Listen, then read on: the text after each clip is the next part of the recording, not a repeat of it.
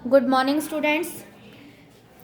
कल मैंने आप लोगों को आपका चैप्टर 14 हिंदी में पढ़ाया था, जिसमें कश्मीर की यात्रा के बारे में हम लोग पढ़ रहे थे कि कश्मीर के जो रमणीय स्थल हैं, बहुत ही सुंदर स्थान सब हैं, स्वर्ग के जैसा लगता है कश्मीर, तो उन्हीं के बारे में हम पढ़ रहे थे। जिसमें हमने पेज नंबर 80 कंप्लीट कर लिया था, जिसमें हम पढ़े थे झेलम नदी तक जाते हैं लेखक और वहाँ के स्थान को देखते हैं, झेलम नदी को देखते हैं। अब मैं उसके आगे पढ़ रही हूँ, आप लोग ध्यान से देखेंगे और सुनेंगे। आई होप आप लोगों ने अपना प्रीवियस वीडियो देख लिया होगा।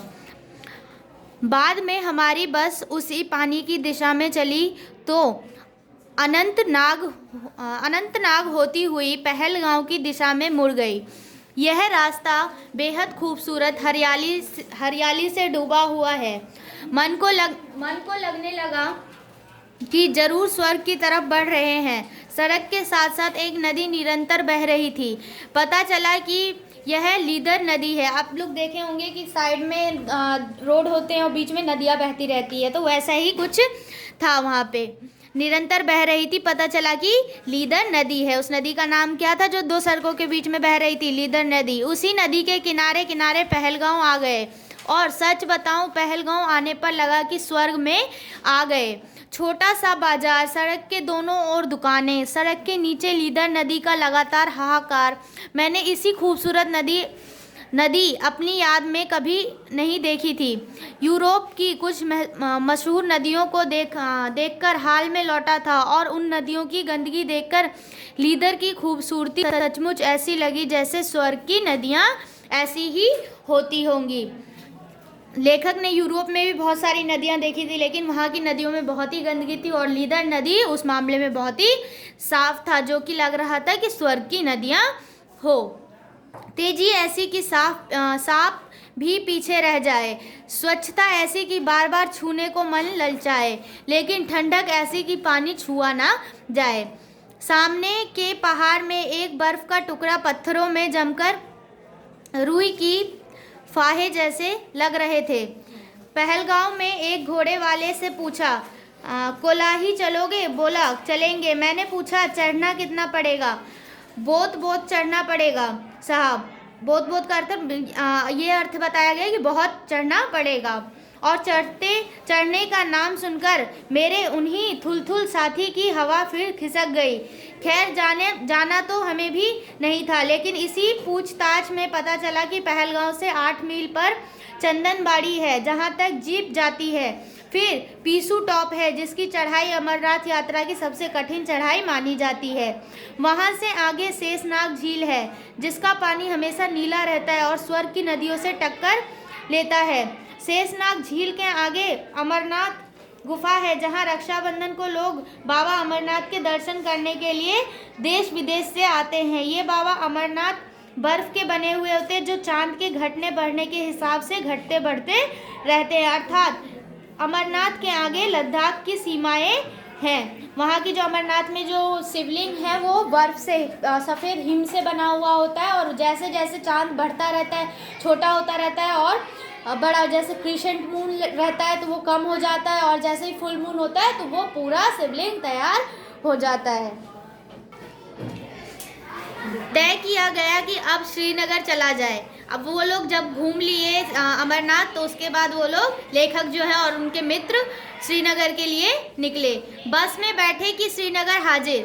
पहुँचे भी नहीं थे कि मन ललकने लगा श्रीनगर घूमने को। एक सज्जन ने पूछा, डल झील कहाँ है? उन्होंने रास्ता बता दिया और हम उत्साह में डूबे हुए डल झील के किनारे आ गए। असल में श्रीनगर झीलों और झेलम का मिला जुला शहर है। अगर आप चाहें तो किसी शिकारे में बैठकर श्रीनगर का काफ़ी बड़ा हिस्सा पानी घूम सकते हैं। डल का मज़ा बिना शिकारे में चढ़े नहीं आता। सो साहब, एक शिकारा किया गया और मज़ा चप्पुओं की छप के साथ ही आने लगा। शिकारा बच्चों कहते हैं, एक नाव बोट टाइप का होता है, उसे ही शिकारा कहा जाता है, जो चप्पुओं की सहायता से चलता है। आप नावों में बैठे रहिए और नावों में लगी दुकानें आपके पास से गुजरती जाएंगी। फूल, केसर, कश्मीरी रेशम के काम की चीज़ें इस नावों पर मिलती है। एक साथी केसर पर मुग्ध थे। जब केसर खरीदने में लग गए, फिर हम लोग चार चिनार तक गए। चार बड़े बड़े चिनार के पेड़ों वाला एक छोटा सा टापू है जो आसपास डल के पानी से घिरा बड़ा खूबसूरत लगता है। टापू किसे बोला जाता है? जो कि दो आसपास पानी से घिरा होता है, छोटी सी जगह होती है, उसे टापू कहते हैं, जो चारों तरफ पानी से घिरा हो।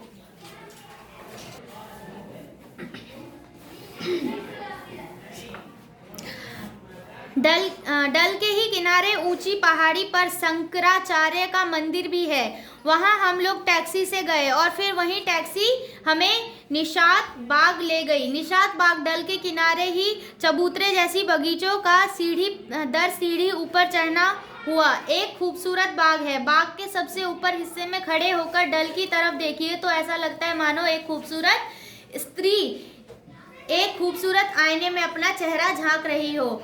डल के पश्चिम में निशात के सामने नसीम बाग है, जिसको सम्राट अकबर ने लगवाया था। इसे ठंडी हवाओं का बाग जानकर सही ढंग से समझा जा सकता है। लेकिन आइए आपको ले चले जहांगीर के लगवाए बाग में, जिसे शालीमार बाग कहते हैं। चिनार के दरख्तों की गोद में जहांगीर का यह प्यारा सा बाग करीब 400 साल पुराना है। इसके चबूतरे संगमरी मेहराबों वाले छोटे छोटे सैरगाह, बरामदे, चश्मे और झरने रात की रोशनी में इस दुनिया से ज़्यादा खूबसूरत लगते हैं। यानी कि संगमरमर से बने हुए हैं वहाँ के जो ज़मीन वगैरह हैं सब कुछ, और जब रात में दिखता है तो वो लगता है कि पूरी दुनिया से खूबसूरत है जब वो जगमगाता है। तो अब वहाँ रोज़ शाम को ध्वनि और प्रकाश के जरिए इतिहास को घुंघरुओं की आवाज़ें आती है, इतिहास को उतारा जाता है। वह दृश्य तो देखने काबिल होता है कि जब पेड़ों की टहनियों और फूलों की क्यारियों के बीच से घुंघरुओं की आवाज़ आती सुनाई देती है। पूरा इतिहास जैसे शालीमार में उतरकर खड़ा हो जाता है। जहांगीर ने कौन सा बाग लगवाया था ये याद रखेंगे। कौन सा बाग था? उस बाग का क्या नाम था? शालीमार बाग।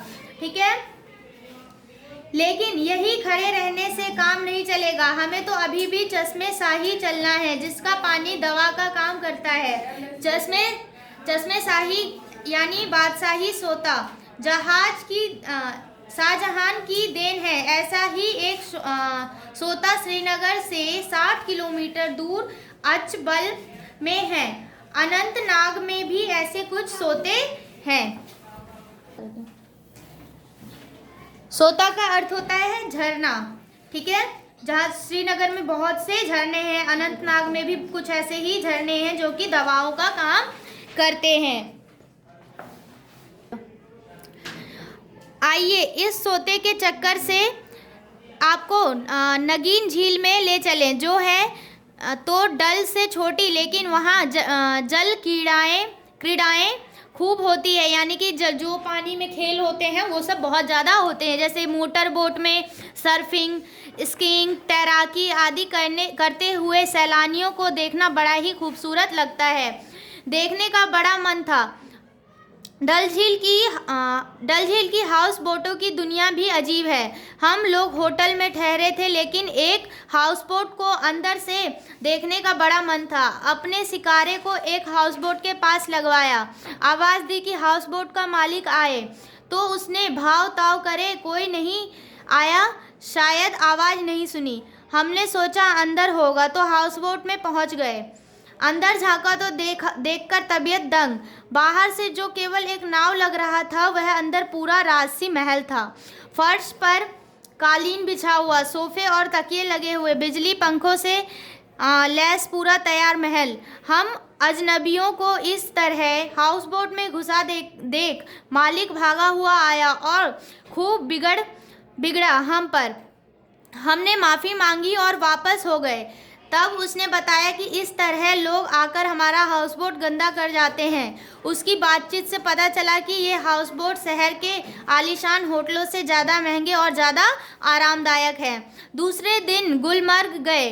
गुलमर्ग 2650 मीटर ऊंचा एक खूबसूरत चरागाह है जहां हर मौसम में मोटर से पहुंचा जा सकता है।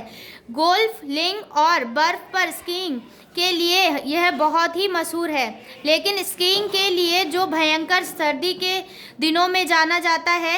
लेकिन स्कीइंग करने वालों को ऊपर चढ़ने के लिए जो रोप वे बनाया गया है, यानी कि रज्जू मार्ग बनाया गया है, उस पर चढ़कर हमें भी मज़ा आया। हम चढ़ गए, लेकिन लौटते समय कुर्सी पर आसमान में ही टंगे थे कि पानी बरसने लगा। ना कूद सकते हैं ना भाग सकते हैं, क्योंकि रस्सों से बंधी कुर्सियां अपनी रफ्तार से सरक रही थी धीरे धीरे। तो लेखक और उनके जो कुछ साथी थे उस रज्जुनुमा कुर्सियों पर बैठ जाते हैं। जब हम नीचे उतरे तो पानी थम गया, यानी कि वर्षा जो होने लग गई थी वो रुक गई और हम मारे सर्दी के ठिठुर रहे थे। सर्दी के कारण जो लेखक और उनके साथी बहुत ज़्यादा ही ठिठुर रहे थे। लौटकर श्रीनगर में रात भर कंबलों में दुबके रहे। गुलमर्ग के पास ही थोड़ा और ऊंचाई पर खिलनमर्ग पड़ता है, मगर हम उतनी ही सर्दी में घबरा गए थे और ऊंचाई पर जाने का हौसला खो बैठे थे। हिमालय की इस खूबसूरत वादी को और नज़दीक से देखने के लिए दोबारा आने का इरादा करके हम लोग अपने घरों की ओर लौट पड़े। लेकिन इतना ही कश्मीर देखकर यह महसूस कर लिया कि अगर कश्मीर नहीं देखा तो हिंदुस्तान में कुछ नहीं देखा। सेब के बाग, बादाम की बाड़ियाँ, केसर के खेत, महजूर के गीत, बर्फ की चादरें ताने, हिमालय के विशाल पर्वत खंड और झीलों के आइनों में मुंह झांकती चोटियाँ, चश्मे और झरने, और सबसे बढ़कर कश्मीर के भोले भाले मेहमान नवाज लोग, यह सब स्वर्ग नहीं तो क्या है। तो आप लोगों ने देखा, रीडिंग किया कश्मीर की यात्रा जो आप लोगों का चैप्टर है, और ये पढ़ा कि वहाँ पे कौन कौन सी झीलें हैं, डल झील है, कौन कौन सी वाड़ियाँ हैं, चंदनवाड़ियाँ, और जो भी रमणीय स्थल थे सबके बारे में आप लोगों ने इस चैप्टर में पढ़ा। तो ये चैप्टर आप लोगों को रीडिंग करना है और अच्छे से, ठीक है, और इसके वर्ड मीनिंग कॉपी में नोट करने हैं, और इसका एक्सरसाइज भी आप लोगों को अपने आप ही करना है। जो नहीं समझ आता है वो कमेंट करके पूछ सकते हैं। Okay, thank you.